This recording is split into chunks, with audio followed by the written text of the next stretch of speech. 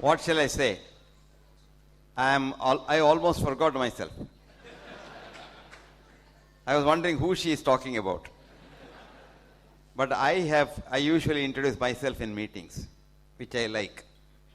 I am a student of human health and human illness, which I started when I joined the medical school in 1955. And would you believe, I am more curious now about that. And I know how little I know about that after nearly 60 odd years. So then I realized that only a fool thinks he is wise. But a wise man knows he is a fool. Let me greet all of you, from Mehtaji to the last child here, as my brothers, sisters, nephews and nieces.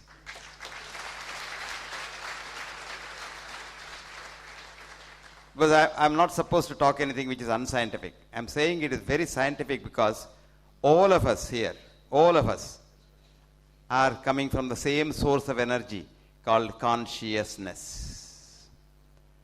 And what Mr. Mehta is or Mr. Ramki is and what I am, the same energy. The same energy flows in us. And we are closer than our biological brothers and sisters.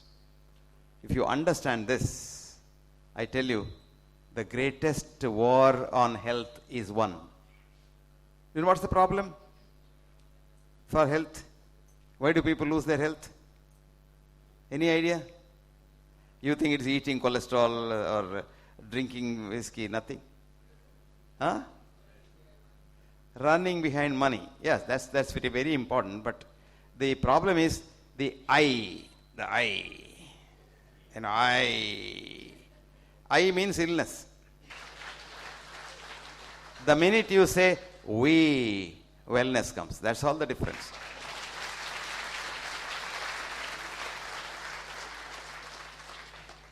I had a friend of mine who went to see countries, and he was in Gothenburg in Sweden, a city where, a lot of these,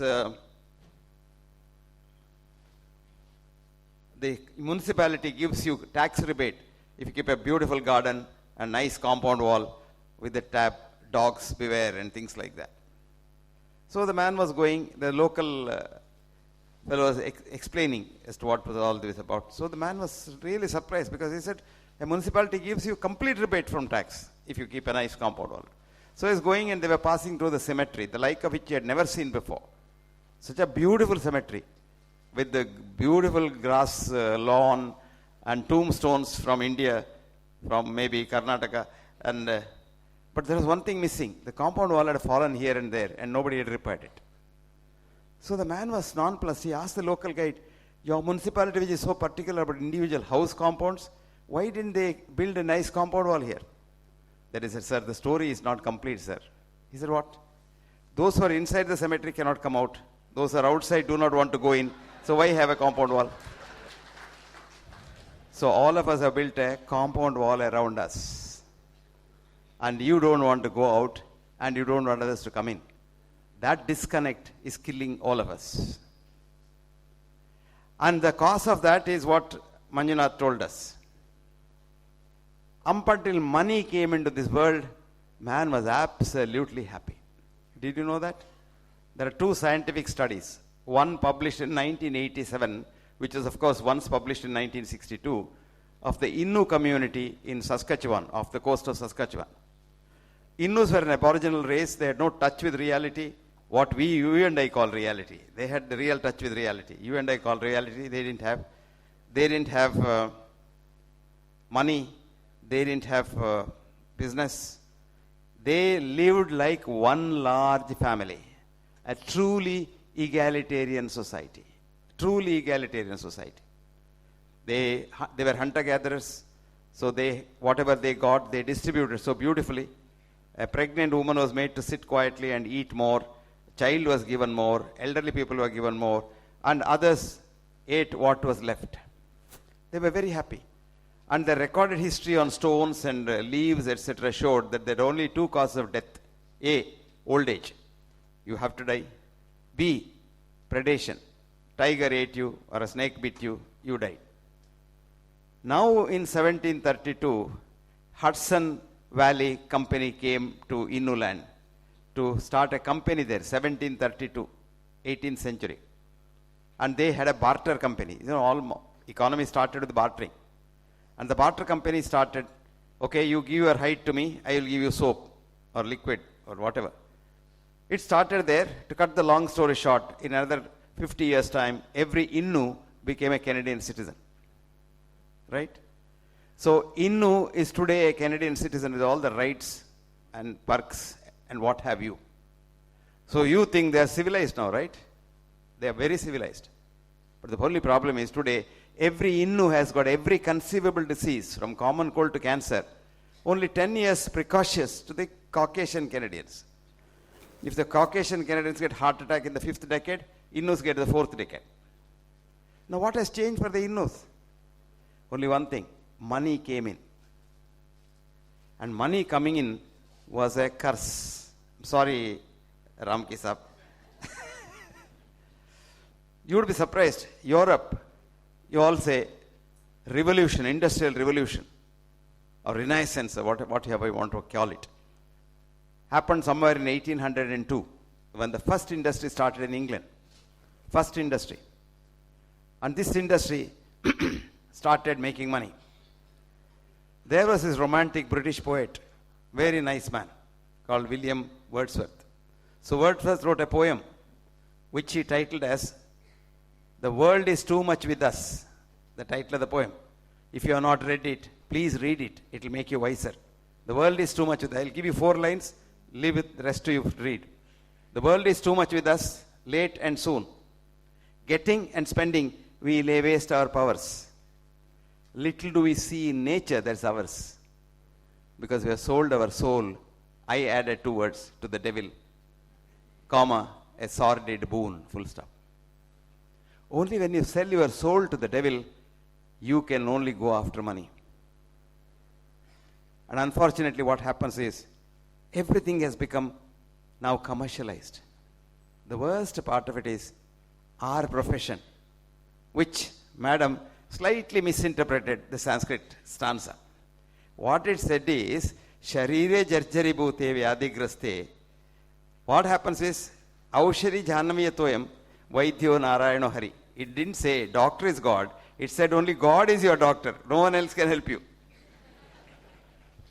And it also said the only medicine that can save you is Ganga Jal.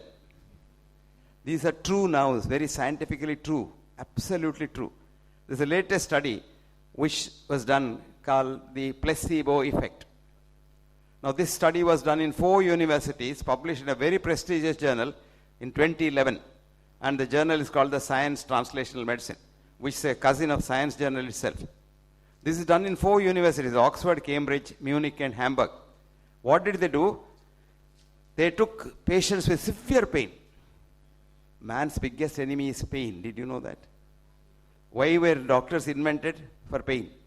Pain was our enemy in the past. Pain is our enemy today. Pain will be our enemy in the future also. So doctors will be needed as long as there is pain. And a good doctor is an indispensable part of this universe. So I just want all doctors to be good doctors. You know who is a good doctor? I want all doctors to be the best doctors.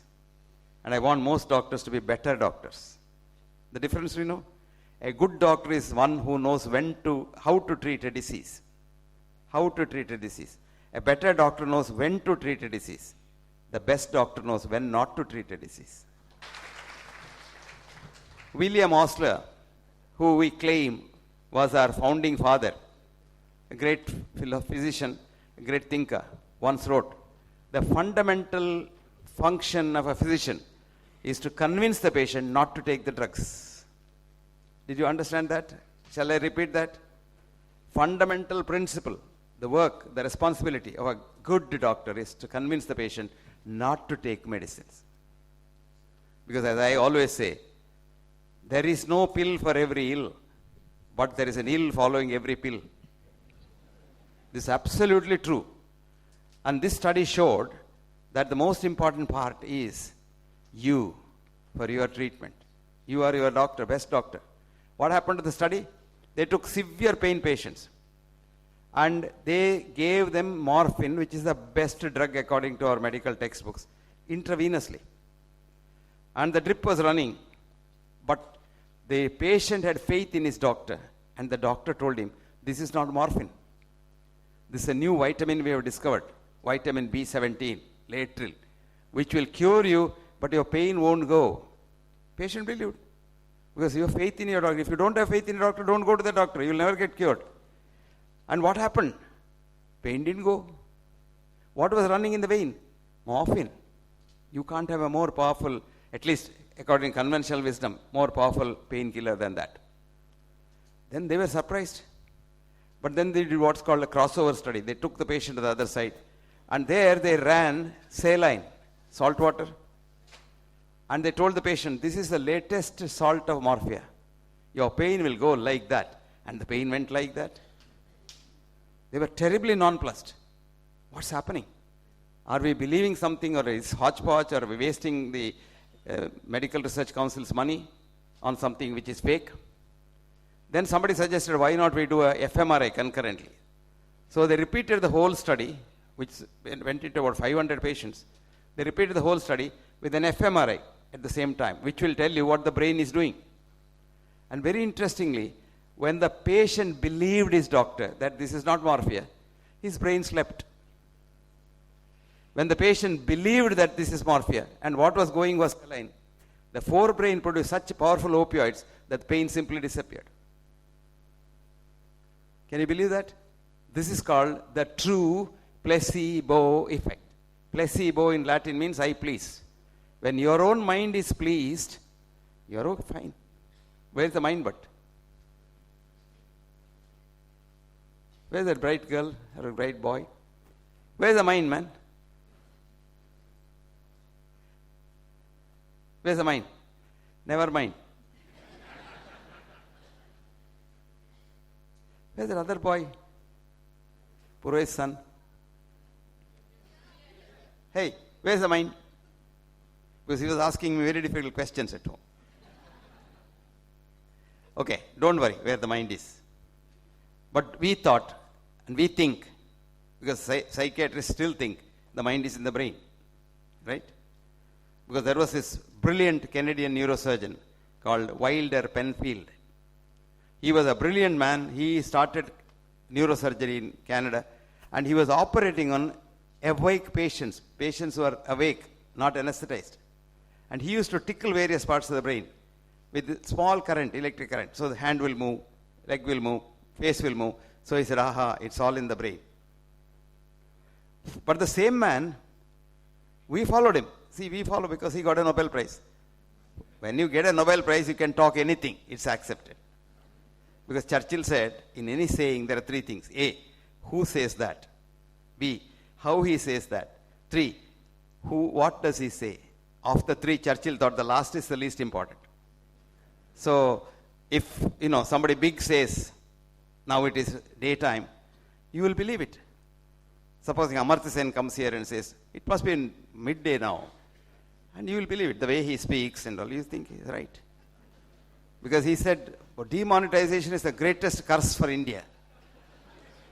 And he is supposed to be what do you call? Economist. There's a problem with economics. How many of you have read this beautiful book called Freakonomics? Have you read that? I think if you have not read it, you have missed something very important in life. Freakonomics. 2 brilliant physicists wrote this book, Freakonomics, not economics. See, what happens is, now economists also use laboratory methods like science. And they use mathematics base. The problem with science is mathematics. Did you know that? Do you know what is science? Any definition of science? Science andre science. Marie Curie said, science is measurement, measurement is science. So anything that you can't measure is not science. Right? Then I have a thought in my mind. Can you measure it? You love your wife, do you? Can you measure it? No, you're not loving your wife. I'm not having a thought because it's unscientific. Anything that you say unscientific, it doesn't exist, according to them. Anyway, scientists used, then Marie Curie was a bit confused. Then came another Nobel laureate, John von Neumann, a Hungarian-born American chemist, who said, science is making models. Definition, science is making models, comma, which are mathematical constructs, comma, which with verbal jargon are supposed to work. Right? Same with medicine, medical science. We use mathematical models. Higher the cholesterol, the quicker you die. Higher the blood pressure, the quicker you die. But in reality is, higher the blood sugar you die maybe after 25 years. But lower blood sugar you die now. If your blood sugar is 500, maybe, something will happen. Rajendra Kamath will give some medicine, you'll be all right. But supposing it is 40 now, there's no time for Rajendra Kamath to save you also. You are dead. Blood pressure. Higher the blood pressure, the quicker you die. A lady bleeds after delivery. She dies because no blood pressure recorded. Our mathematical model is also wrong because we all use the wrong mathematical base. Same with economics. Now this free economics will give you a study. In 2002, two fellows got Nobel Prize in economics. Vernon Smith and Daniel Kahneman. Vernon Smith is a professor of economics in Chicago University, and Daniel was a professor of psychiatry in the same university. Together they did a study, which is called the Real Economic Study in the Laboratory. What did they do? They went to the Chicago Stock Exchange, and they took two bidders together. Then they put them together, not necessarily husband and wife. Let's say Ramki and his wife together, and gave them $20 each. And said, you go and bid. Supposing you lose, take it money from him. You can share the money, whichever you like. But if you win, share it the same proportion. And we'll be seeing you every day. So they went every day, they saw. And 1 year later, they wrote a paper, Homo altruisticus, which means all human beings are very nice. They never cheated. Nobody cheated. Everybody was perfect. And this is the beautiful study which is published. Nobel Committee gave immediately Nobel Prize. But there was a professor of economics in the same university called John Little. And Little came from a different pedigree. See, just like in India, if you have to be a professor in Chicago University, your father must be a professor, your father must be somebody big, your uncle must be big. You must have that pedigree. But John came from a pedigree whose father was a lorry driver. And John could not have even come to study in Chicago University because that's a upper caste university. But then what happened? John was so brilliant, nobody could stop him. But John studied in the night school. He had no money. And what he used to do to fund his father, there Saturday, Sunday, nobody works in America. So his father was not driving his vehicle on Saturday, Sunday. So he took the vehicle, borrowed the vehicle. He did the same driving of 130 miles taking goods to the Chicago harbor. And what used to happen is, he used to go at about 1 o'clock, reach Chicago, about 5 hours drive. And then there the workers say, just like our, labor force. They say, oh, you come now? It's time for us lunch. They'll go for lunch. So this fellow cannot wait for them to come back because if he doesn't clear his load, he has to go back for the college. There's another 5 hours. So he had to single-handedly unload the big crates. It's a juggernaut. It's not a lorry like our lorries. And he did it single-handedly, sweating in that sweltering sun. Chicago summer can be worse than Muscat summer. It can be 50 degrees hot and very hot, burning hot. Then his girlfriend used to help him, so two of them used to do. When the last crate is left, these fellows will come because they get the money. Oh, why did you do it? It's our job. We'll do it. One crate they'll remove. Rest of the crates this fellow had to remove. This fellow said, this was my experience in life. And these people say, Homo altruisticus. Everybody is nice. So he said, I'll repeat the same experiment. So he went there. Same thing, 2020. But one difference he did. He said, I'm not going to see you. Do what you like. I'll come and check after 1 year. So after 1 year he went. Everybody cheated everybody. That's what we do, no? We are not supposed to do that. You know what the Indian culture? Indian culture is not dance, drama or puja or... no. Indian culture is Vakevam Kritevam Sajjanam, Vakevam Kritevam Durjanam. When nobody sees what you do is your culture. The definition of culture is what you do or what I do when no one looks at us. Here I can, this lady will praise me. ನಿಮ್ಮ ಹೆಸರೇನಮ್ಮ? Lakshmi akka will praise me to the skies. So, probably if my wife is probably with God, otherwise if she were here, she would have said she must be describing someone else. So what you do when nobody looks at you is your culture. That's why we say, Vakevam kritayevam sajjanam. One who says something and does the same thing is a sajjana. Vakaivam kritayevam durjanam. You say something and do something else, which our politicians do by and large, except Modi. There's a durjana. So John went after 1 year and found out everybody cheated everybody. This is the truth. This is the real truth. That's a reality.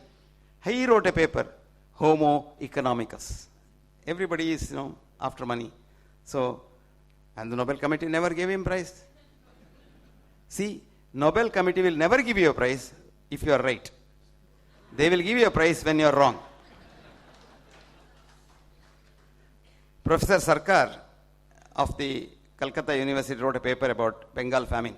He said, Bengal famine was caused by the British government because when the Japanese army was coming during the Second World War, they almost came to Burma and they said they'll come next to the so-called the Bengal, which was Burma and then the present Bangladesh and all.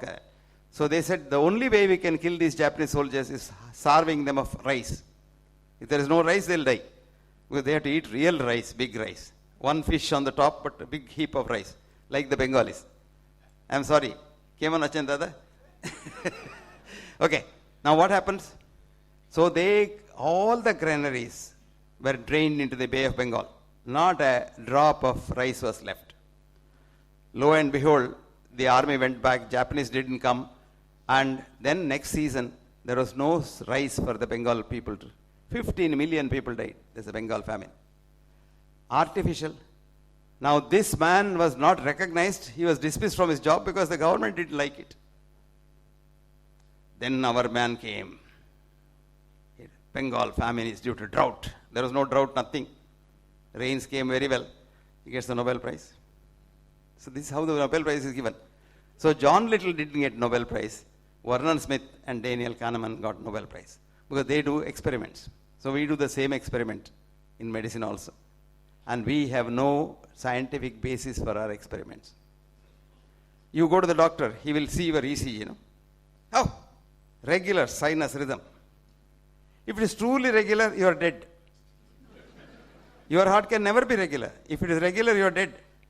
In children, if you see, when the child breathes in, the heart runs fast. Child breathes out, it runs slow. This is called heart rate variability, HRV, which is a very good indication of the health of the heart. We have done some studies. What we did was HRV, some new device we have done in the last 30 years. And we do the HRT of people, especially patients who are seriously ill, their heart is regular.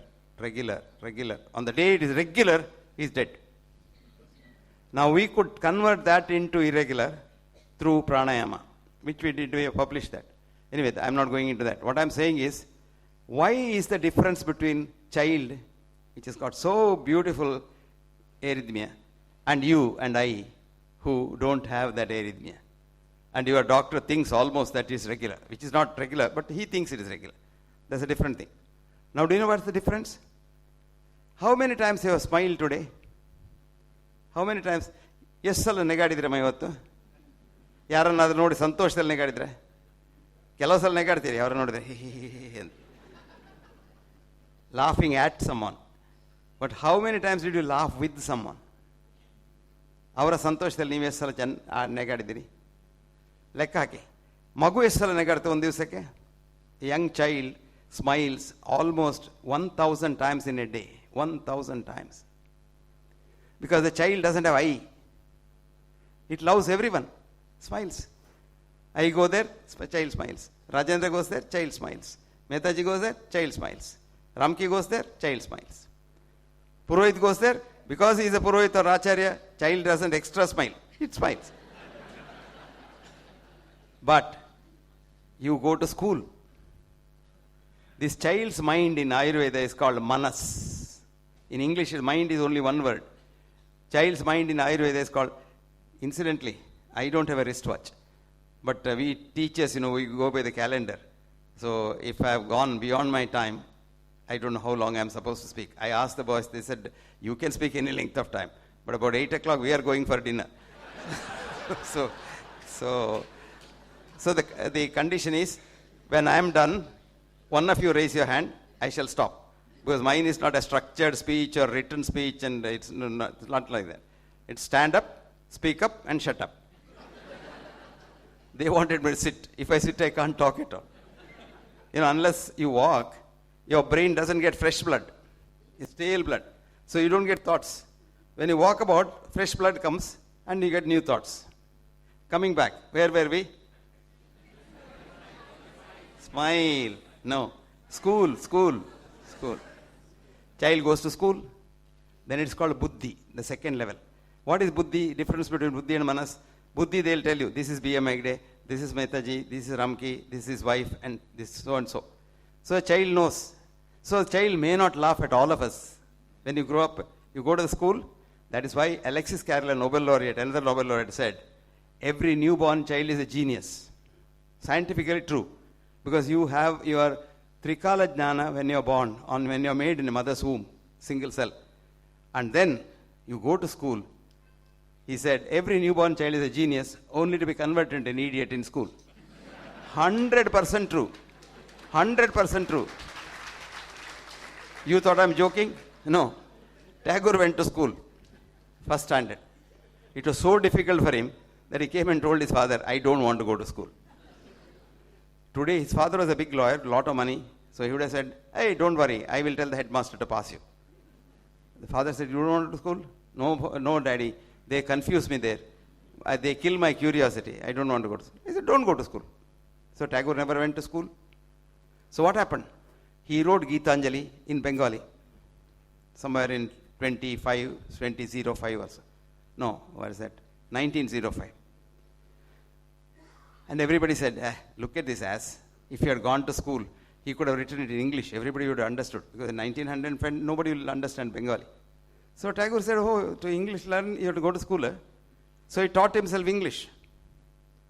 1 year, he taught himself English. Wrote Gitanjali de novo in English. But nobody, who is Tagore? Nobody knew Tagore. Those days I'm talking about, not now. Nobody knew. Nobody bothered. But this poem was being read accidentally by William Benting Yeats, Y-E-A-T-S, not Keats, 100 years difference. And Yeats was reading this and said, my God, look at this man. What has he written? Something adbhuta, something, phenomenal. I have got a Nobel Prize for English literature. And my poems are so ordinary. Look at this man's poem. Something out of this world. So he writes a letter to Tagore. No WhatsApp and all those days.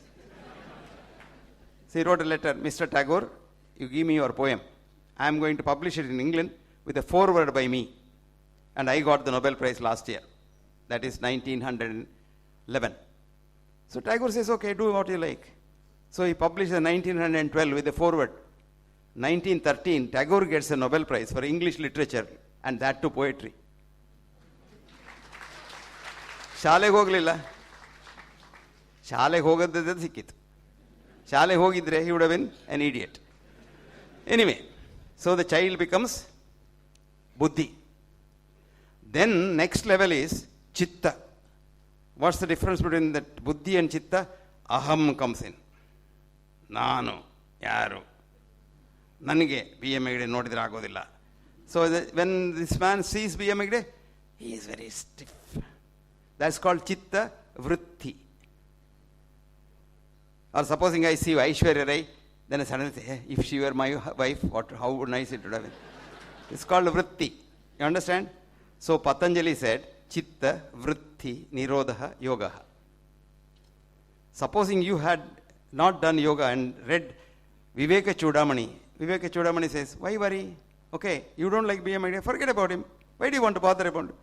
This is the ordinary philosophy of ordinary people. Like, for example, one of the famous American presidents, Roosevelt, had so many enemies, but he didn't have any enemies. But people thought he was their enemy. So he used to tell them, look, I don't hate you, but still they used to hate him. So he used to try to explain to them that I don't hate you, but still they don't give.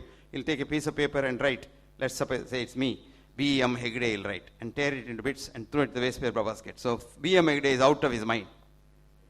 Otherwise, you see, you keep on hating people, it's the biggest curse. Now comes the next stage. You go and have another elevation of the mind, which is called Purusha, where you say, okay, I don't like B.M. Hegde, but what do I bother about him? Let him go to hell. I'm not worried. That's the level of Purusha. But the last level of mind, which all of us must try to acquire, is called Purusha, Shrestha, Ishvara. Ishvara is not God. Ishvara in Sanskrit means one who is one with the surroundings. Sthita Prajna. Suppose somebody says, now Ramki comes and says, hey, in my bank, I got a deposit of 10 crores for you. I shouldn't get elevated. Supposing Ramki comes and says, your bank, there's some money there, it's collapsed. I should not get depressed also. Money comes, money goes. It's not my money. I am only a trustee. I've come with nothing. Go with nothing. Why worry about money? After all, what is money? That level, if you reach, you become Ishvara. And that level, you say, supposing you see B.M. Hegde, you don't like him. Still you say, what's it? It's about 8 o'clock. Poor chap will come from Mangalore. Either he has eaten or not, I don't know. Let me go out, get him into my house, and give him a nice meal like this young lady did. And that's called the level, ultimate level. And that's the level you and I must reach when you have no problem at all. Now that is where science has gone astray. Now somebody will say, when you go to the doctor and say chest before you say pain, he'll make you run on that treadmill, This unscientific has been banned, but still we do it because it's that machine you have to generate some money. Otherwise the hospital will throw you out. So you do that because the specificity and sensitivity of a TMT or a stress test is less than 50%. So whether it is negative or positive, it doesn't mean anything. So, but still we do that. So we have no science base of medicine also. So we are also guessing like you do. And guessing is something dangerous because you can't be accurate in guessing at all. Now you go to a doctor. Doctor will give you a pill. Okay? Then you say, doctor, I've got a meeting tomorrow. Will I be all right? There are a lot of people ask this question. You may think it is a very silly question. No, it's a very pertinent question. Then I will have to tell him, don't worry, you will be all right tomorrow. Take one tablet 3 times a day. Do I know? I don't know. But I say that so confidently. You go to the doctor and say, this is a viral fever. Don't worry.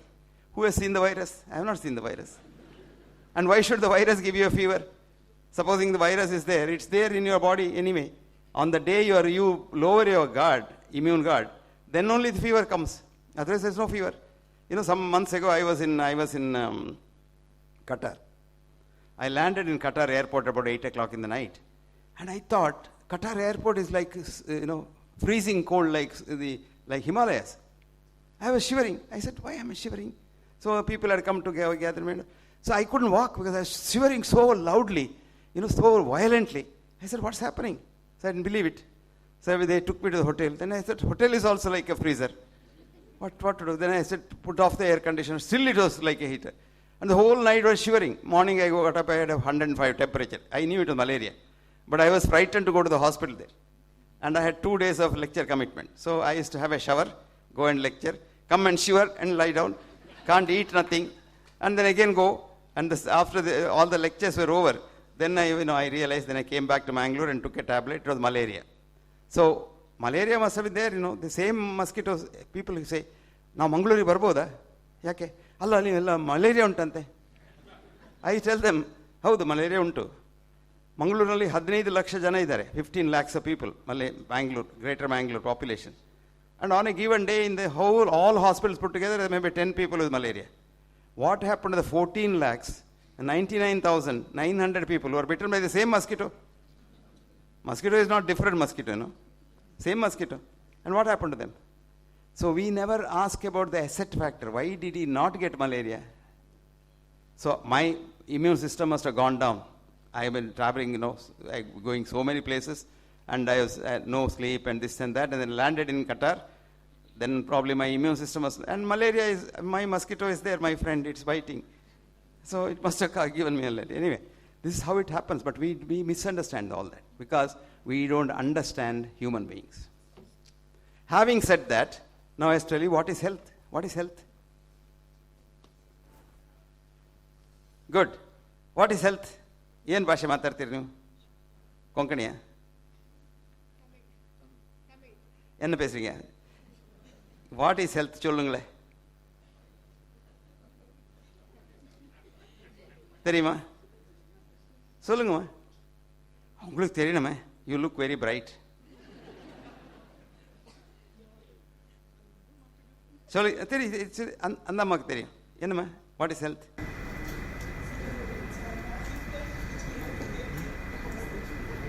It's a God's gift which you take care. That's very philosophic, esoteric answer.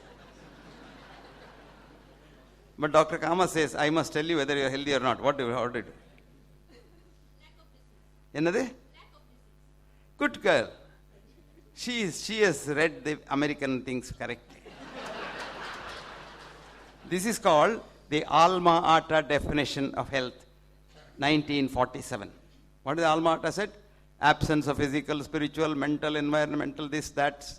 Disease is called health. Is it true? Is there any one of us here, from the child to the oldest man here, anyone who has no disease? Can you raise a hand and say, I have no disease because I had a checkup yesterday? I didn't have a checkup in the last 50 years. I don't know whether I have a disease or not. Rajendra asked me, sir, how are you? I said, I think I'm all right. What is disease? Do you know what that definition is? Lakshmi's definition? That's a business definition of the medical establishment. Because if you want to know you're healthy or not, you must go to a doctor, right? And that's what the doctors do. Find out whether you're healthy or not. It's called checkup. Master checkup. Have you heard of that? Fascinating, isn't it? Supposing you don't have a disease, you can't exist in this world. Supposing I am able to now scan the cancer cells on the day cancer is made. They are called rogue cells. Each one of us will have 5 to 10 cancers in our body on a given day. They don't become cancers to kill you, but the cancer cell is there, which is called a rogue cell. And this rogue cell is a sign of cancer. Supposing I have now a scanner to scan a cancer cell, I can make all of you patients. That's a beautiful thing. Recently, a professor of medicine in America, not recently, about 10 years ago, she's a very bright girl. She was 52 years old. She was Mary Tinetti in the Yale University Medical School. She asked her student, who is a patient? Who is the patient? என்னம்மா தெரியுமா? எங்க அந்த அம்மா எங்க போய் மேலே உட்கார்ந்தாரா? So who is the patient? Who is the patient? Who has a lot of patience? Who is the patient? Yes, யாரோ சொன்னா. Correct answer somebody said. என்னது? Patient. அது English literature meaning. Patient. Who is a patient? Good. Who said that? Who said that? She must be given a Nobel Prize. This student answered the professor when she asked, who is a patient? Do you know what this student said? A man or a woman who sees the doctor becomes a patient. The professor was shocked. She said, is it what we have taught you?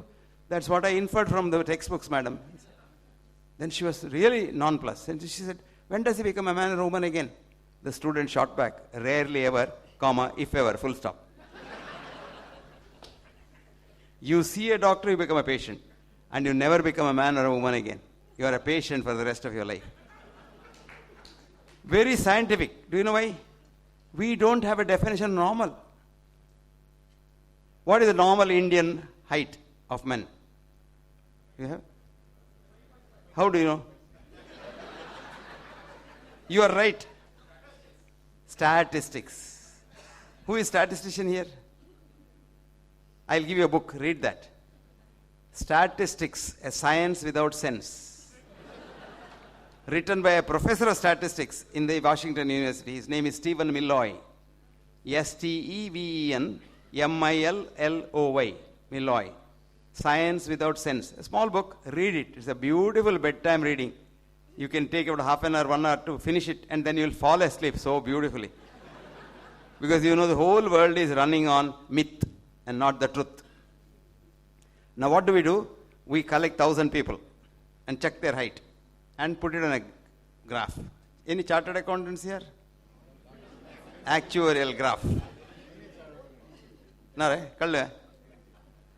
then we take a mean plus 2 standard deviation. Now look at it. There have been people who are 4.6 inches. There have been people who are 6.5 inches. Both are normal. We took them and we take the mean. Average. And average comes to 5.4 plus minus 2. Now, what has happened now? Of these 1,000 people who took, this 500 on this side, 500 on this side, have become automatically abnormal. Because they equate average as normal. What is your average sugar? I don't know. You will be surprised if I took 5 fingerprints of your 5 fingers, prick them and take blood and check it. 5 different readings should come. Then only you are healthy. Supposing all the 5 are exactly correct, either you are seriously ill or you are dead. This is called healthy chaos. Healthy chaos is, it must be like that. Now what is your healthy chaos of heart rate? It can be 80, it can be 100, it can be 200, it can be 300. Supposing it is 500, you are dead. So there is a chaos, healthy chaos. Blood pressure is like that. If you catch it here, you say high blood pressure. You catch it here, it's low blood pressure. I wrote about it in a book in 1993, my book on hypertension. People laughed at me. People cursed me. Last week, British Medical Journal has a beautiful study which showed 15 million people have been unnecessarily treated for a pressure which is not normal. It's normal pressure. Called mild to moderate hypertension. Just imagine. So we don't have anything. Now how do we survive in this world? We have thought about it. Now there is a correct science. The science that you and I learned, that we were monkeys, then we became snakes, and then we became birds and fish. That's சொல்லி கொடுத்தாங்களா ஸ்கூல்ல? என்னடி சொல்லி ஸ்கூல்ல என்ன சொன்னாங்க? Your மங்கீஸ்ன்னு சொன்னாங்களே? சொல்லாங்களே? Correct. பாத்தியா? So I'm not wrong. Supposing, let us say, I was a snake. Why did I become a bird? It's very nice to be a snake. Snakes don't have coronary circulation, so no bypass surgery is needed, no angioplasty is needed. I could have been a snake. Why did I become a bird? Because I was a fish, let us say, swimming in the Gulf waters. So easy. Buoyancy will take you, you don't have to worry. Then no, you only have one circulation, so you don't have lungs, so you don't have TB, you don't have pulmonary hypertension, you don't have left heart, nothing. So why do you become a bird with 2 lungs, 4 chambers in the heart with a coronary circulation? Have you ever thought about it? Darwin's grandfather, Erasmus Darwin, had told Darwin, look, you are taking a reductionist view of this world. This world is very big. Holistic view is different. You are wrong. My friend Lamarck is right. Evolution is environmental and not genetic. Genes have nothing to do with the environment. But Darwin, of course, didn't believe that when he was young. And Darwin had his friends, Mendel, who studied peas. From studying peas, he projected onto your monkeys and you all didn't think so. You've never been a monkey. You've only been human beings. This world, the new evolutionary biology, beautiful evolutionary biology. You want to know evolutionary biology? படிக்கணுமா? தெரியணுமா?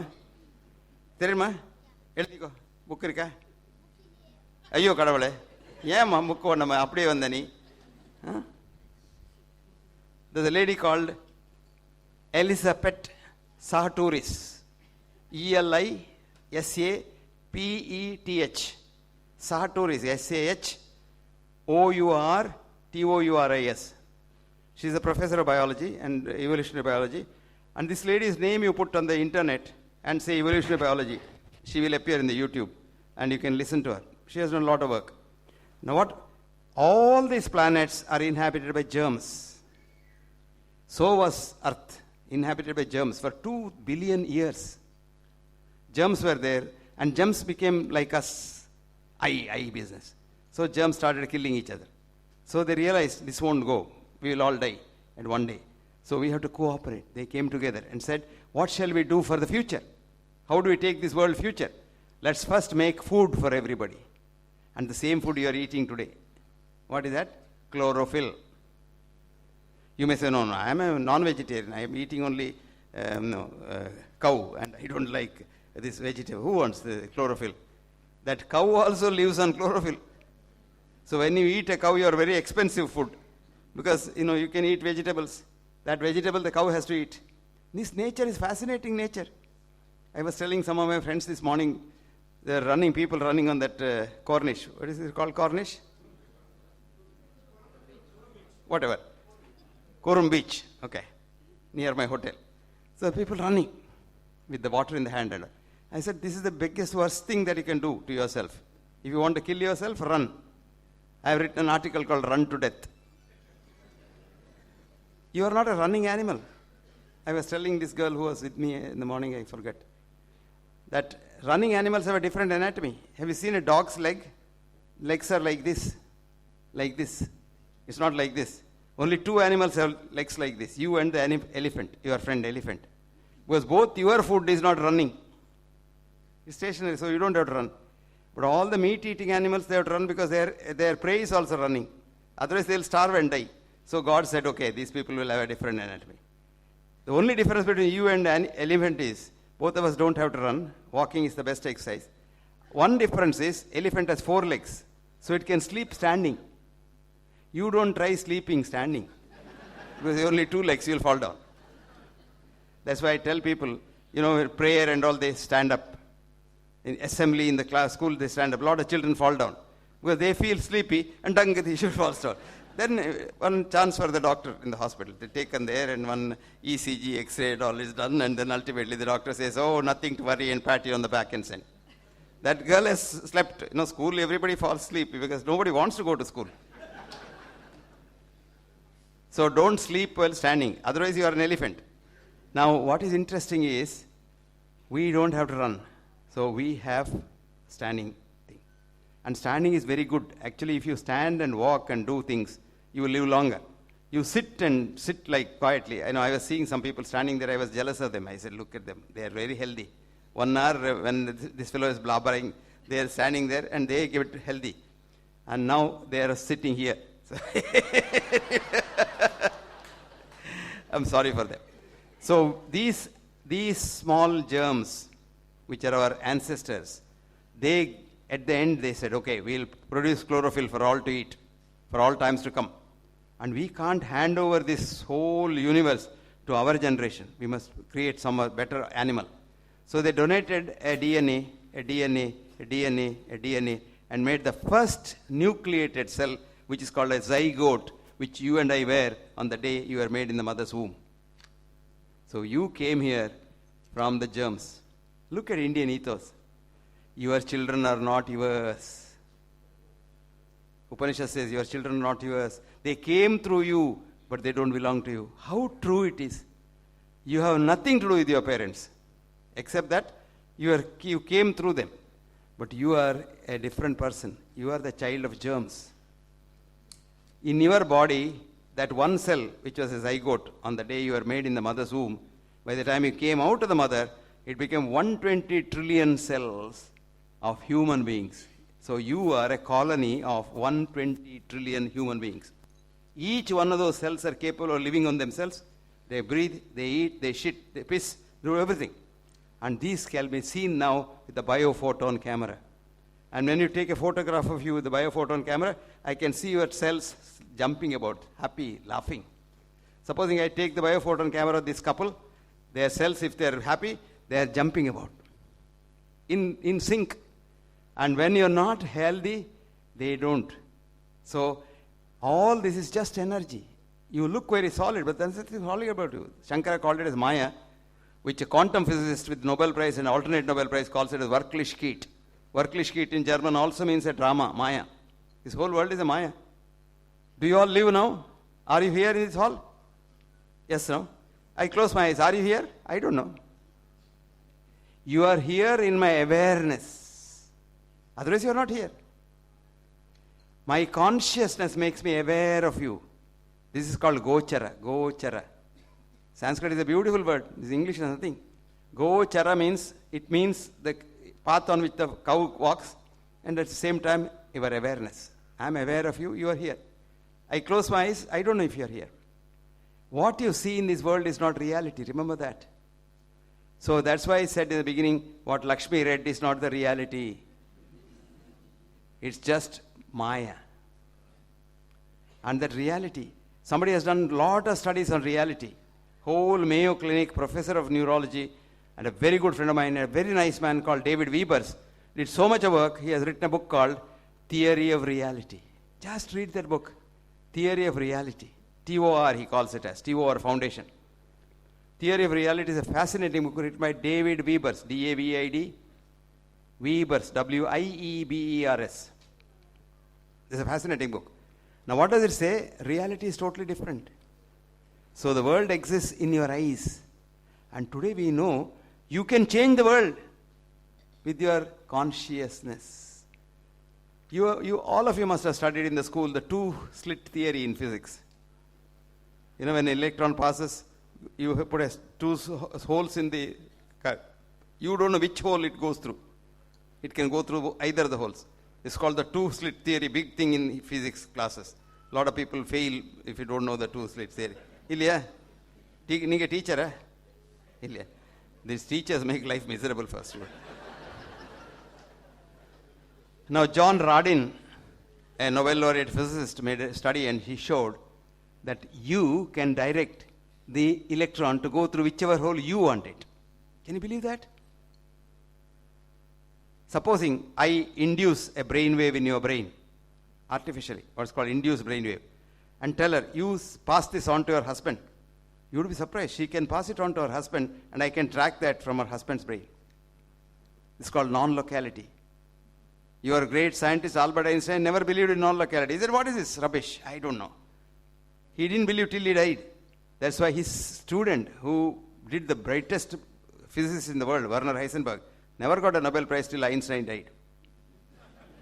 After Einstein died, Werner Heisenberg got the Nobel Prize. Because the only thing that he said is uncertainty principle. This is why I tell my patients. Patient asks, what will happen to me? I said, I don't know. Will I be all right to go to the school tomorrow? I don't know. You might and you should, but I don't know. And that's called the uncertainty principle. That's the biggest truth in science. The only certainty in this world is uncertainty. That's why, look at these people here. They are such bright people. Eh? Inshallah. Can you go? Inshallah. That's a right science. You don't know. That's called the uncertainty principle. PQ is not equivalent to QP. 3 into 2 may be 6 now. But after some time, 2 into 3 need not be necessarily 6. This is called the theta error. And that's what happened to that girl who went up Chawla. Calculation went wrong, theta error, 1 to the power of minus 27. And fraction of a second before it entered the earth, got burnt. So she didn't die of an accident. We killed her. This is called science. Forget about that. Now come back. You and I are children of germs. And for every single cell in your body, you have 10 cells of germs, germinomes, virinomes, metabolomes. And so you have 120 trillion your cells and 1,200 trillion germ cells. So you are a germ. I am a germ. And we are not our parents. So don't worry. Doctors frighten you. Did your father have a heart attack? Yes, doctor. Ha. If he says ha, you have a heart attack. If your father had a heart attack and you are removed from your father when you are born, you are not in that environment, you will never get a heart attack. If your germ had a heart attack, you may get a heart attack. But the germ didn't have a heart. So you are lucky. So our evolution is environmental. And our diseases are environmental. Your health is environmental. What does it mean? What is environment? Our reductionist risk factor theory. Your blood pressure is high, your sugar is high, cholesterol high, you eat well, you put on weight, you are overweight, oh, chance of getting risk. Absolutely wrong. Nothing to worry. There's a large study called Mr. Fit study, multiple risk factor intervention trial, which started by screening 500,000 Americans to get 100,000 Americans for the study. Were divided into two groups, 50,000. And the one group was given Your blood pressure is high, I will treat it. Your sugar is high, I'll treat it. Your this is high, that is high, your weight is high, your girth is high, your buttock is high, or whatever. And I'll treat all that. And the other group will do what you like. 5 years later, they found not much of a difference. 10 years later, they found intervened group was slightly worse than the others. 25 years later, they found intervened people had 3 times more heart attack and 5 times more cancer than the also ran group. So the study's conclusion at that of 25 years and $110 million spending, this study is a boondoggle. You know what is boondoggle? Waste of money. And this study shows one thing. There is nothing called risk factor. Even if there is anything called risk factor and you correct it, the risk factor can be corrected, but the risk cannot be corrected. This is called the MRFIT study. Still, you go to the doctor, they'll measure everything. Height, weight, body mass index, your abdominal girth, your buttock girth, everything they'll do. And then say you are either good or bad or whatever. And the doctor can pat him on the back and say, hey, you are fine, your reports are all right. And don't be surprised if you see the photo in the obituary column the next morning. On the contrary, you see somebody, oh, this is bad, that is bad, that's bad, this bad. That fellow will outlive the doctor and go for the doctor's funeral also. This is called the beautiful thing, predicting the unpredictable future of patients. You want to know the science? It's a very complicated science. Write down. Predicting the unpredictable future of patients. Doctors predicting the unpredictable future of patients. The science is called chaos, C-H-A-O-S. Chaos is not confusion, it's a science itself. The author's name is W.J. Firth, F-I-R-T-H, William John Firth, who is a professor of physics in Strathclyde University in Glasgow. And the article is in British Medical Journal, write down. BMJ, this is free. You can go to your internet now. British Medical Journal, year is 1991. And volume is 303. And page is 1565. Please read this. Please read this. Once you won't understand, it's very complicated physics. Read it twice, thrice. Then you know we have been barking up the wrong tree. So, health is environmental. And what is the environment? Human body is environment, is human mind. Where is the mind? Never mind. Mind is all over the place. It's called consciousness. That's why I was telling these people in the afternoon a study which was done in Karolinska Institute in Sweden, where mad people, so-called mad people, we think they are mad, but they think we are mad. That's a different story. They were locked up for 50 years in the hospital because there was a time when they were not. And what was shown was in the 50 long years that they were locked up and given good food, they didn't have even a common cold. Forget about cancer. Common cold they didn't have. Now this is interpreted wrongly. A lot of people think if you don't get a cold, you will go mad. That's not correct. But why didn't they not get a disease? Because their mind was not on their body. You think your body is your mind. Your body is a holographic representation of your mind. So if the mind is not well, you are not well. If the mind is well, you are well.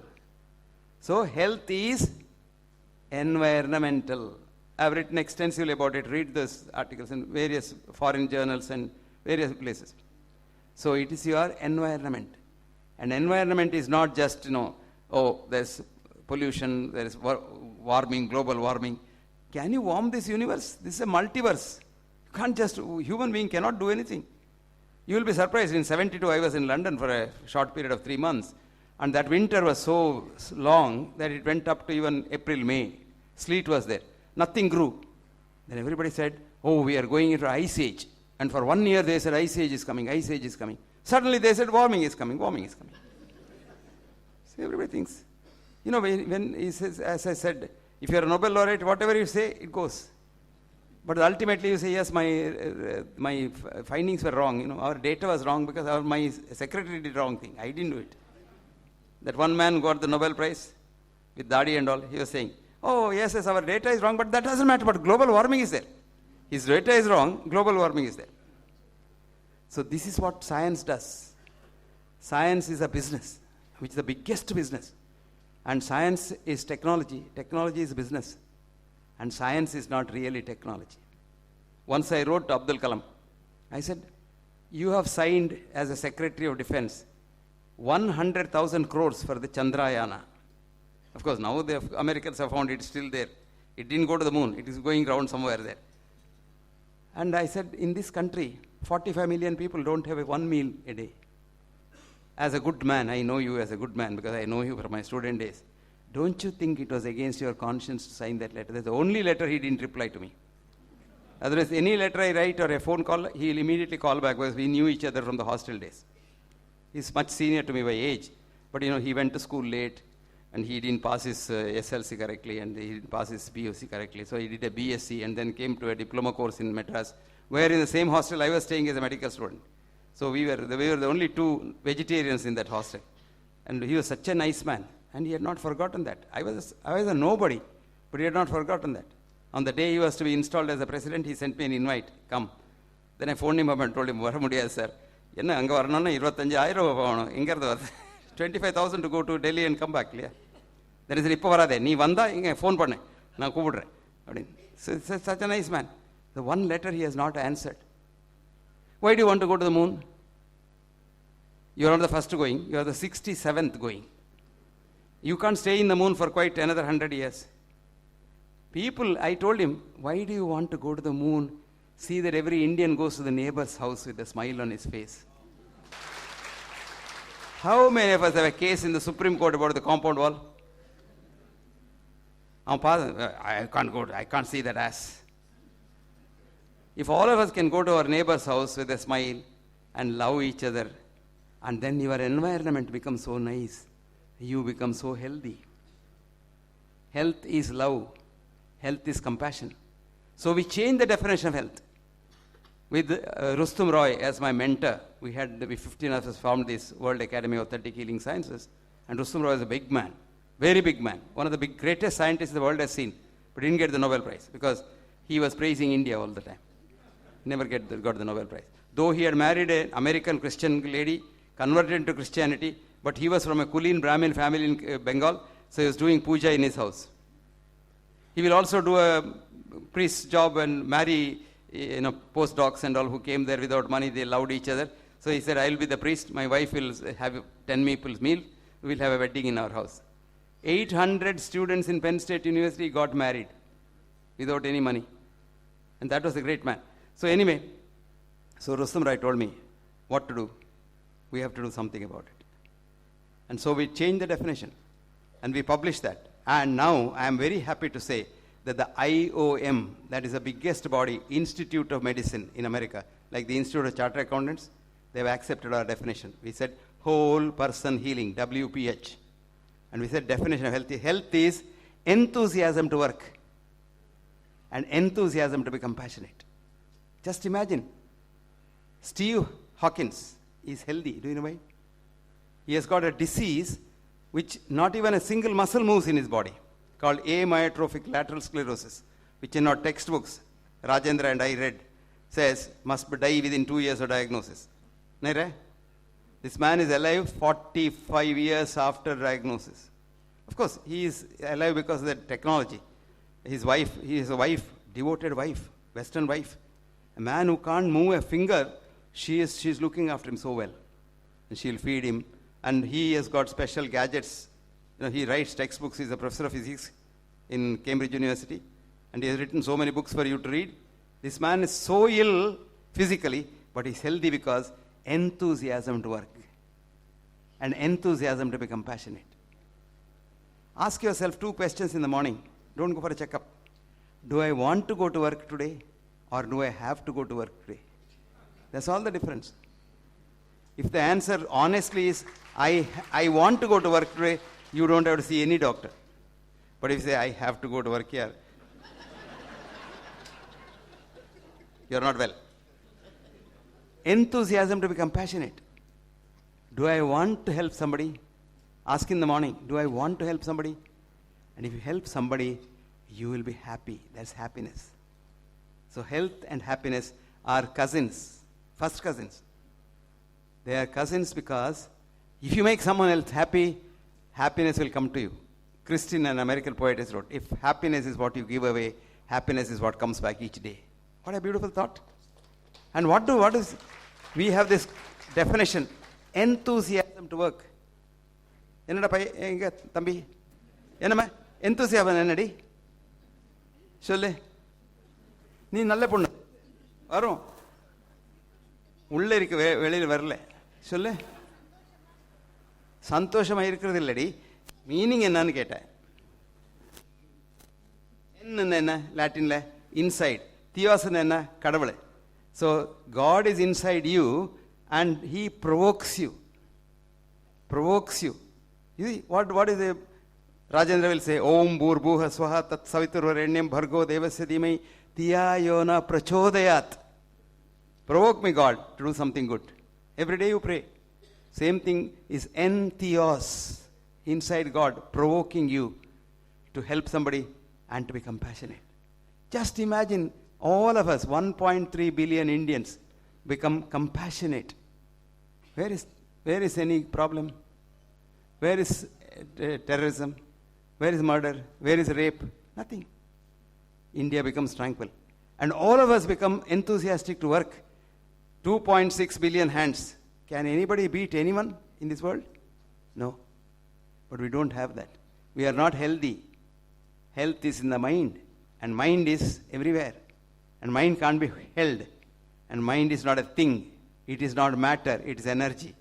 And matter and energy are now known to be one in quantum physics. E is equal to m. And the man who found out called it as a duality.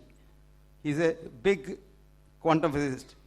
He is a nuclear scientist. His name is Hans Peter Dewar, who was my co-editor in the journal till he died last year. Hans says in his paper, write down this paper, matter is not made out of matter. Matter is not made out of matter. That's the paper's name. And his name is Hans, H-A-N-S, Peter, P-E-T-R, Dewar, D-U-R-R. In German they say D-U-E-R-R, but in English we say D-U-R-R. And Hans writes there, I quote, I'm a nuclear scientist. My job is to look at matter at its subtlest level, and subtlest level. I started off with Albert Einstein in 1955 and then became the director of Max Planck Institute myself for 40 years. And one day I found out there is no matter at all. Was I surprised? No, I was expecting that. So there is no matter. So I call it as a duality, no duality. But the next sentence is very interesting. Who am I in front of the Indian sages of yore, who thousands of years ago called it as Advaita? What a beautiful thing. Then he writes there, and in that paper he has got an English translation, but if you talk to him, he'll tell you the stanza from the Upanishad. Bahirantascha bhutanam. Energy is inside and every side of everything. Charam acharameva. You're all energy, you're charam, but you look very solid. That is what is called Maya. He calls it a Varklishkit. He says Shankara's Maya. And then he says, Sukshmavate tavijnayam. It is so subtle that no science can ever find it out. You can't see an electron. People have described electrons and got Nobel Prize, but nobody has seen the electron. Why can't you see an electron? This girl, have you studied physics in school? What language do you speak? Illa and the ponnu. Mole, parai. Endu electron enna kandilla. Endini kashtannu. Nokkanavilla. Edakonde. Paraydi. School endu paranju koduthu.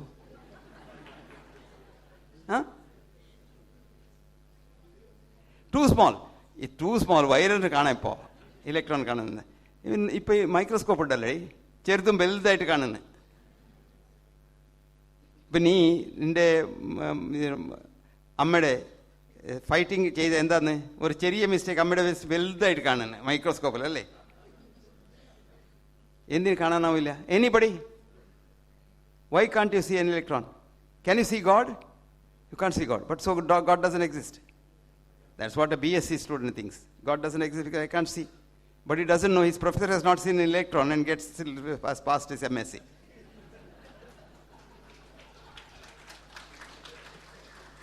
You can't see electron because to see you, supposing I want to see Ramki, a few photons from Ramki will have to leave him and come and hit my eyes. Then only he is aware. I am aware of him.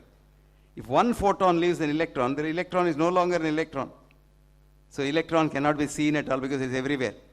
Asino vrajati duram, shayano jati sarvata. When you sleep, you are everywhere. And when you're not sleeping, you go everywhere. What a beautiful thing. Highest quantum physics in the Upanishads. And Hans Rai says, I learned my quantum physics from Upanishads. Then what does it say? Last stanza. Durastam cha aniketa cha tat. You don't know, you didn't know. Cha aniketa cha tat. When you know, it is inside you. What is that? Electron.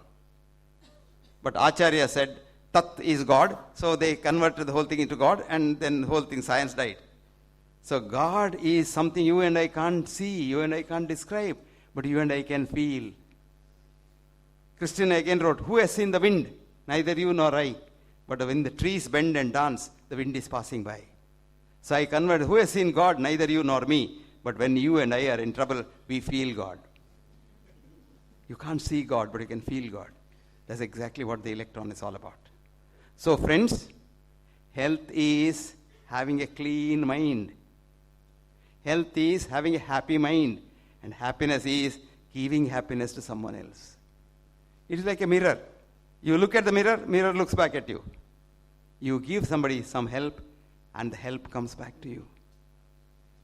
I tell my students, each one, at least reach one. If not many, at least one. You can do that. Can't you do that? And to help somebody, you don't have to do anything. Christianity says, Jesus says, it's not for thee alone. Pass it on. Pass it on. And Islam says, Zakat, give to somebody. Every religion is the same. What does Ishopanishad says? Tena, tektena, bunjitaha. Rejoice in giving. Isha vasamidam sarvam. Everything belongs to God. Yatkincha jagatyam jivani. The dust particles belong to God. Tena, tektena, bunjita. Magradam kasyasvidam dharma. Don't have average greed for other things. So Ayurveda says, if you want to be unhealthy, krodha, shokha, bhaya, ayasa, viruddhanna bhojana, taponalan, katva, amla, kshara, lavana, tikshnoshtati, rakta, pitta, prakopet. Everything is in the mind. What's the treatment? Hita, mita, ahara, sevi. I always tell my patients, don't worry. It is not what you eat that kills you. It is what eats you that kills you, negative thoughts. So, hita, mita, ahara, sevi. Samikshakari, work very hard. ആൾക്കാരെല്ലാം പറയുന്നത് എന്ത് ജോലി ഇത്ര ജോലി ചെയ്യണമെന്നാണ് ജോലി എത്ര ജാസ്തി ചെയ്താൽ അത്ര ഹെൽത്ത് ഉണ്ട് it's laziness that kills laziness kills work is very good provided you love your work you hate your work it kills you in no time all these IT boys and girls have every conceivable disease because they hate that. You know, anything creative you can love it, but this is nothing creative. Same thing, you are just sitting there and looking at that idiot box and then can't even look outside. Everybody comes with a problem, but they are doing it for money. They don't love it, but they do it for money. The big money, not small money. So big money is big money. That's what is killing people. So there was no health problem till money came. And after money came and banks came, and banks' money is still more intoxicating. You know, it's opium. You know opium? Huh? Other people's money. Other people's money. It's very intoxicating. Politicians have opium. Very intoxicating. Bankers have opium. You know, 32,000 crores of new 2,000 rupee notes went directly from the Reserve Bank to the Chief Secretary's house and parked itself on the Chief Secretary's bed. அப்புறம் பிடிச்சாங்க இந்த மோடி விடுவார பிடிச்சாச்சு பிடிச்சப்ப என்ன சொல்றது தெரியுமா அம்மா இருந்தா எனக்கு பிடிப்பாங்களா this is very bad for health so don't cheat others don't backbite others and very beautiful is that சமீக்ஷகாரி தாத்தா பி எ கிவர் சமஹ treat every one is equal Rajendra knows, you know, a lot of our medical school girls used to love boyfriend, girlfriend business. Then they'll come to the dean and say, sir, I love this boy. Do you think I can marry him, sir? How is he, sir? Then I tell that girl, look, Baba, I know him from 9 o'clock to 5 o'clock. And from 5 o'clock to 9 o'clock, I don't know him.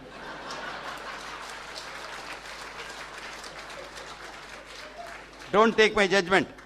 But I'll give you a test. take him for a party in the evening, date, to a big restaurant where he will know the owner. So as you go in, hello sir, how are you? This is my friend. And this. Then he'll go near the table, there will be some dirt. He'll say, hey, Ilvara, clean mada. That don't marry that boy. He is not Sama, he is not treating everyone as equal.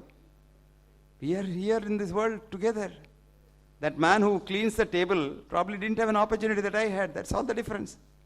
Our ingress into this world was naked and bare. Our progress in this world is trouble but care. Our egress from this world will nobody knows where. If you do well here, you will do well there. So a lot of girls have left those boyfriends because the boy was treating different. I don't tell this to the boys because they'll be angry with me. So this is how the world runs. Then it says, Shamavan. Shamavan. You can say, I am a good man, but somebody hurts you. Don't be angry. Becoming angry and trying to hit him, or if you can't hit him, get the gundas to hit him, is cowardice. What is it? Foolish fellow. He knows not what he knows not, so shun him. He's a fool. Forget it. Forgiveness. Rudyard Kipling came to India and studied Indian philosophy for 8 years. Went back to England and wrote the poem, If. Anybody knows the poem, If? Mama? Sollungle. Very good girl. If you can keep your head when all about you have lost theirs and blame it on you, if you can walk with the kings but still keep your common touch, if you can mix with the crowd but still keep your virtue, and if you can fill the unforgiving minute with 60 seconds worth of distance run, you shall be a man, my son, and more, this earth shall belong to you. What a beautiful poem. This is Gita in English. That's all. Stephen Covey wrote 7 success, everything from the Gita. 7 stanzas of Gita. So essence of the whole thing is, see, when Britain, BBC for example, in 62 they wanted to have a symposium on ethics. Have you heard of ethics? Which is not there in the world. So they took as the base grantha Tulsidas Ramacharitamanasam. Then a lot of people are agitated in England. They said, why go to this some rubbish thing from India? Don't we have Iliad, Odyssey? We have this, Shakespeare. Then the director said, look, this is the only book which has 2 things diametrically opposite. Godliness of man and manliness of God. So he said, Bharata is a man. And Bharata's mother was a devil. And she wanted Rama to go to Vanavasa for 14 years because those days, 14 years in that yuga, if you don't claim your property, it is not yours. So she wanted the property directly to her son and Rama never to become the god. But Bharata was God. He converted himself to God and said, I'll be only a power of attorney and Rama's Paduka will be the god. So he converted himself to God. Rama was God. He could have killed the Ravana in a just selling that. He became a man and acted like a man, took the help of a monkey Sena and won the war against Rama. This is called manliness of God. These 2 things in no scripture in the world is there.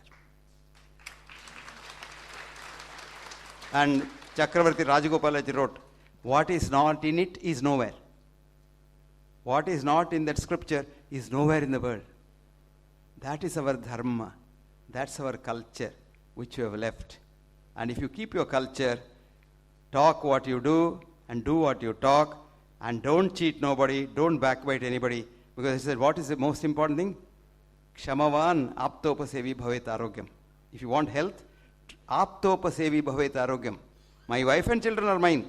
You are also mine. Aptopasevi bhavet arogyam. You will be very healthy. So I hope all of you live like a family here. This is your karma bhumi, and your janma bhumi is somewhere there. Do something for the karma bhumi also. Love the Omanis. Do something for them.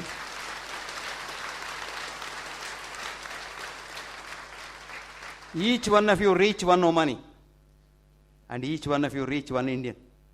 I tell you, this world will be a happiest place to live. So happiness and health are connected. They are cousins, first cousins. And happiness gives health, health gives happiness, and mind gives everything. And where is the mind? Never mind. Thank you very much.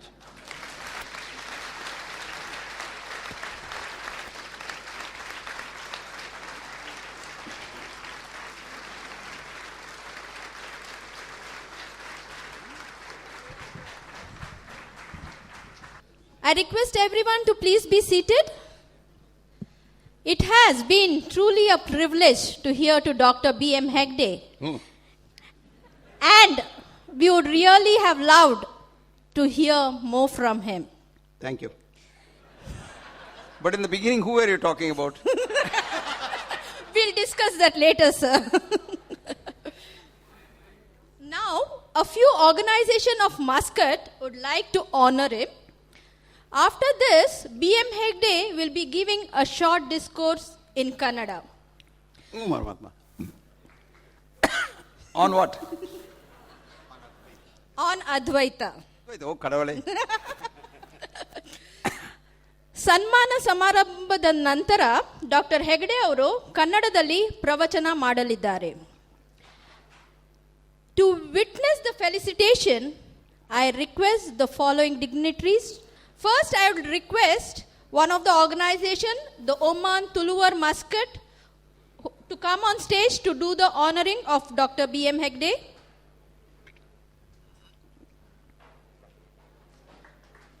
Okay. Okay. Okay. Oh.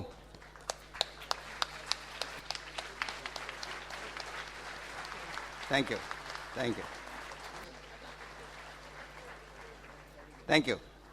ಇದೆಲ್ಲ ಆಚಾರ್ಯ ಕೊಡಿ, ಅವರು ಕಳಿಸ್ತಾರೆ.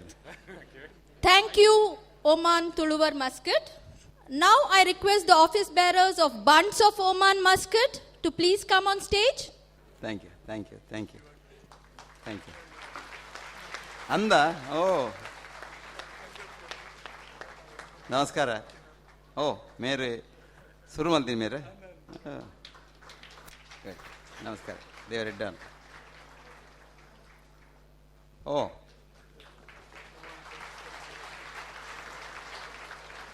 Thank you. Namaste. They were done for that. Okay. Thank you, Bunts of Oman. Kannada. ಈಗ ಭಾರತೀಯ ಸಾಮಾಜಿಕ ವೇದಿಕೆ ಓಮಾನ್ ಕರ್ನಾಟಕ ವಿಭಾಗದ ವತಿಯಿಂದ ಹೆಗಡೆ ಅವರಿಗೆ ಸನ್ಮಾನ. ಅಯ್ಯೋ ಕಡವಳೆ. ನಮಸ್ಕಾರ. ಅಂದ ಗುಡ್ಲದೇನು ಗುಡ್ಲನಾ ಮೈಸೂರು. ನಮಸ್ಕಾರ.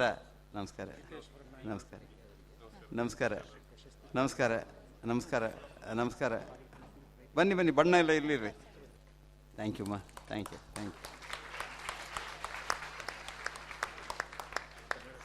ಕನ್ನಡ. ಓಕೆ. ಇರಲಿ. Thank you. ಬನ್ನಿ. ಓಕೆ. Thank you. ಒಂದು ಬೇರೆ ತೆಗಿತೇನೆ. ಓಕೆ. Thank you. ಅಣ್ಣ, ಗಾಡ್ ಬ್ಲೆಸ್ ಯು. ಅವಮ್ಮ, ಗಾಡ್ ಬ್ಲೆಸ್. ಅಯ್ಯೋ, thank you. God bless you. ಆಯ್ತಲ್ಲ. Thank you, Indian Social Club Karnataka Wing. Now I request a few dignitaries to please come on stage. First, I request Dr. Bakul Mehta to please come on stage to felicitate Dr. B.M. Hegde. I request Dr. Anchan to please come on stage. Thank you.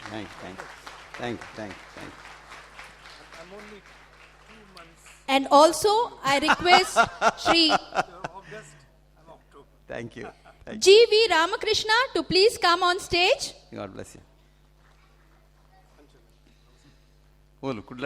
Friends, this highly educational and informative program is being organized by Omkar Samiti Muscat. May I request all the office bearers of Omkar Samiti to come on stage to do the honoring.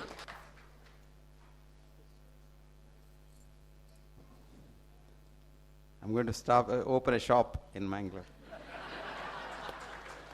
Sell all these shawls or auction them.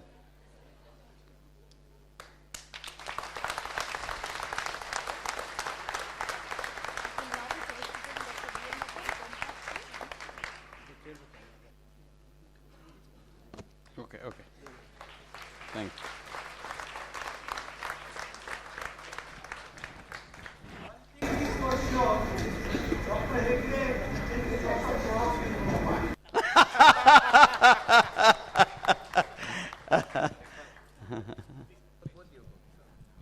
Hold it.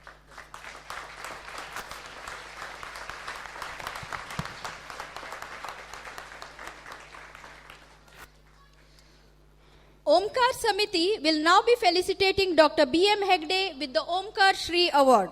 What is this and what did they do so far?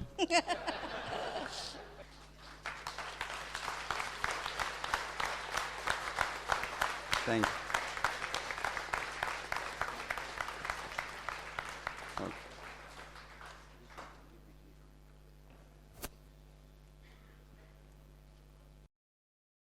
Thank you. ಓಂಕಾರ ಸಮಿತಿ ತಂಡಕ್ಕೆ ಧನ್ಯವಾದಗಳು.